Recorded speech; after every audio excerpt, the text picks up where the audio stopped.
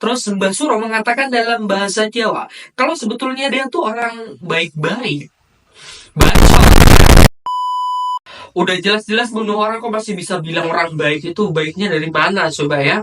Halo cuy, hari ini kita memperingati peristiwa G30 SPKI. Dan ya udah bosen lah ya kita dengerin cerita itu.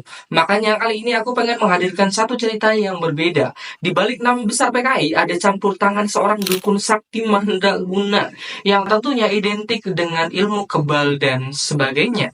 Oke, tanpa berlama-lama lagi, daripada kita gabut jam kosong, mari kita bahas kisah perjalanan Mulyono, dukun PKI yang diburu oleh pemerintah Indonesia. Audio Jungle. Mulyono Suro Diharjo atau lebih dikenal dengan sebutan Mbah Suro Inggil yang kabarnya punya kesaktian dan ilmu kanuragan yang tinggi.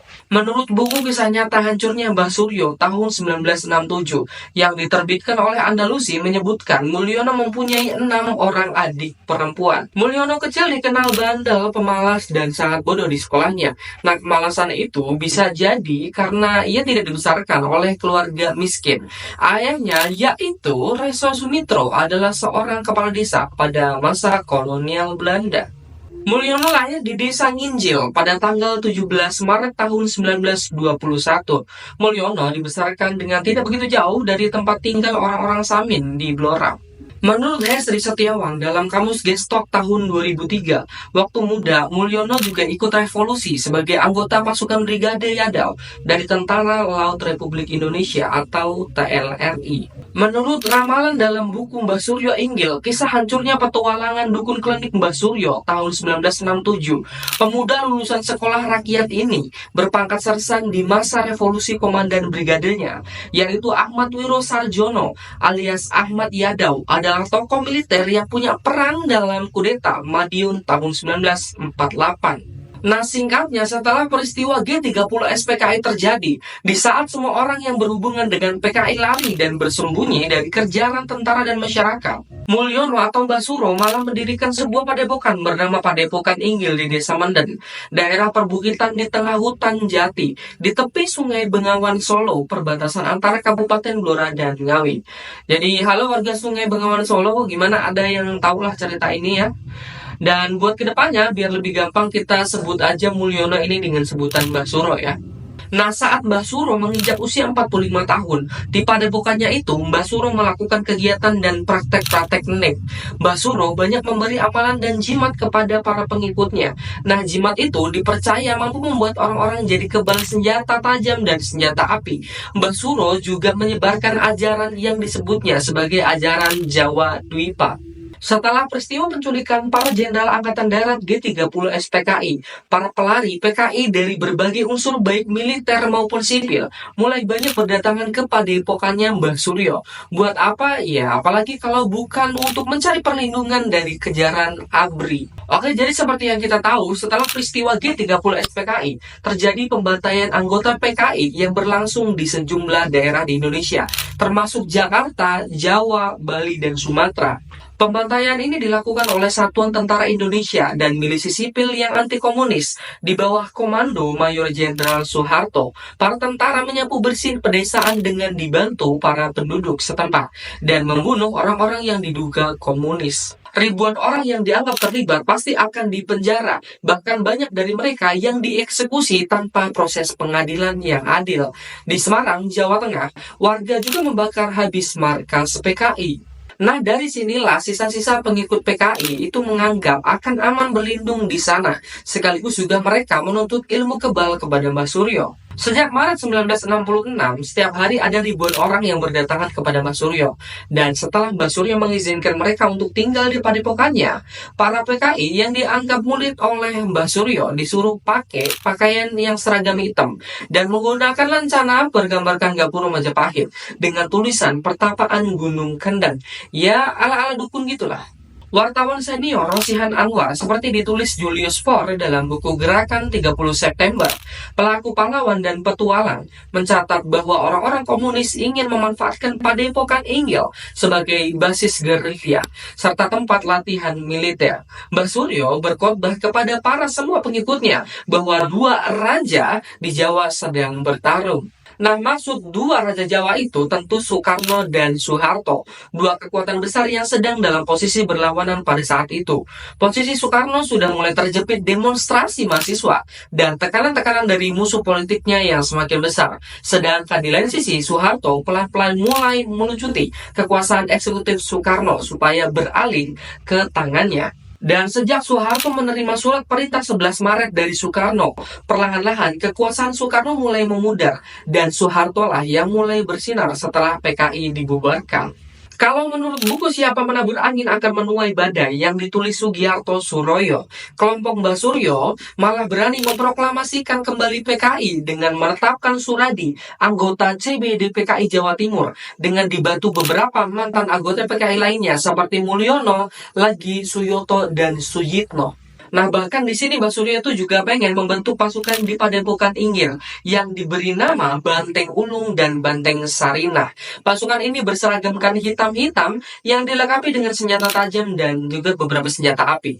Yang mereka juga punya bendera dan emas perjuangan. Dan ya udah pasti senjata-senjata itu udah dikasih mantra dan jampe-jampe sama sang dukun. Kemudian para anggota pasukan diberi kekebalan hingga mereka tersugesti dan merasa bahwa dirinya benar-benar telah menjadi sakti dan kebal terhadap berbagai senjata. Nah, merasa kuat dan memiliki ribuan pengikut, semakin lama Mbah Suro semakin berani dan menyeleweng. Semakin banyak orang-orang yang datang ke sana dan kebanyakan dari mereka adalah orang-orang PKI atau simpatisannya. Kedatangan mereka mencapai puncaknya pada awal bulan di tahun 1967. Kondisi ini tentu aja buat resah para tentara RI itu. Pangdam Diponegoro memerintahkan penutupan Padepokan Inggil. Nah, perintah itu dilaksanakan oleh Mayor Srinadi Dangdim 0721 Blora selaku pembantu pelaksana kuasa perang Kabupaten Blora. Nah, tapi perintah itu sama sekali tuh nggak dihiraukan sama Mbah Suro. Mbah Suro akhirnya dipanggil pihak berwajib melalui seorang utusan bernama Sersana Halim. Dan kibatnya bukan malah mengikuti panggilan aparat. Sersana Halim malah dikeroyok dan dipukul oleh para pengikut Mbah Suro sampai babak belur coba. Ngelihat ini, Kodim Blora masih pengen coba pakai pendekatan jalan damai aja. Dua orang anggota Kodim 0721 Blora, yaitu Peltu Ahmad Tego dan Sersan Prapto, diutus menjemput Mbah Suro. Tapi ya sayangnya, walaupun kedua orang utusan ini dikenal baik oleh Mbah Suryo sendiri, mereka tetap kembali dengan tangan hampa. Ini juga dialami pada utusan ketiga yang terdiri dari Inspektur 1 Daso, Brigadir Polisi Widodo, dan Brigadir Polisi Satang.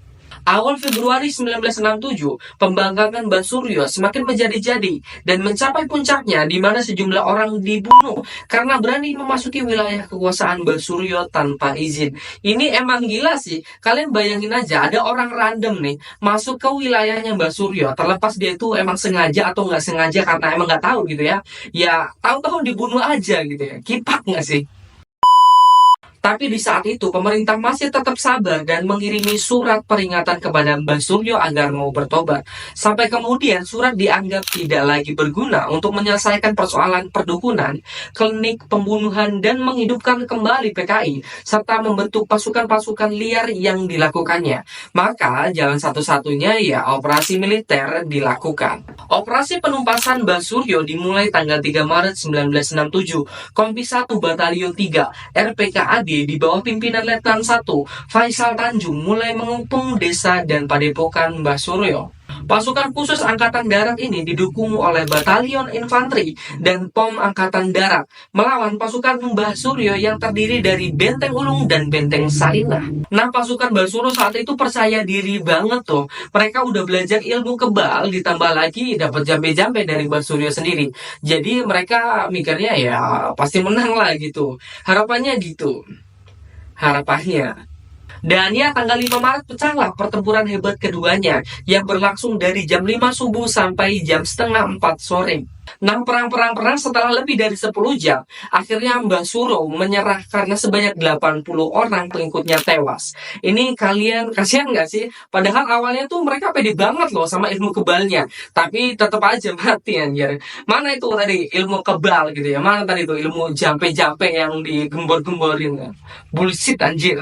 Dan dari 80 orang yang tewas, hanya ada 4 penduduk asli desa itu. Selebihnya adalah orang-orang dari luar desa. Sebanyak 1.500 200 orang pengikut Mbah Suro ditangkap dan 113 rumah terbakar. Sementara dari pasukan ABRI sendiri hanya ada 3 orang RPKAD yang gugur tertembak dan 2 orang luka berat dan luka ringan. Menurut cerita dalam buku Mbah Suro Inggil terbitan tahun 1967, bahwa saat Mbah Suro tertangkap, dia langsung dihadapkan kepada Komandan Kompi Letnan 1, Faisal Tanjung. Ya, tentunya dengan jimat-jimat yang telah dilucuti dan ditelanjangi. Letnan Tanjung kemudian bertanya apakah betul dirinya kebal. Terus Mbah Suryo menjawab, "Tidak, Pak, itu hanya kata orang." Letnan Tanjung kembali mencecar, katanya tahun 68 kamu bakal menang. Mbah Suro menjawab, "Tidak, Pak, itu tidak betul. Itu juga kata orang." Terus Mbah Suro mengatakan dalam bahasa Jawa, kalau sebetulnya dia tuh orang baik-baik. Bacot. Udah jelas-jelas bunuh orang kok masih bisa bilang orang baik, itu baiknya dari mana coba ya? Nah, setelah dialog itu kabarnya Mbah Suro mencoba melarikan diri dan ditembak mati di tepi sungai Bengawan Solo ketika hendak kabur. Nah, itulah tadi kisah perjalanan dukun Partai Komunis Indonesia bernama Mulyono atau Mbah Suro. Sekian video kali ini, kalau misalnya ada yang kurang silahkan ditambahkan, kalau misalnya ada yang salah silahkan dikoreksi. Aku Sofwan mewakili direksi yang bertugas. Adios. 2 kata lucu hari ini adalah dukun komunis.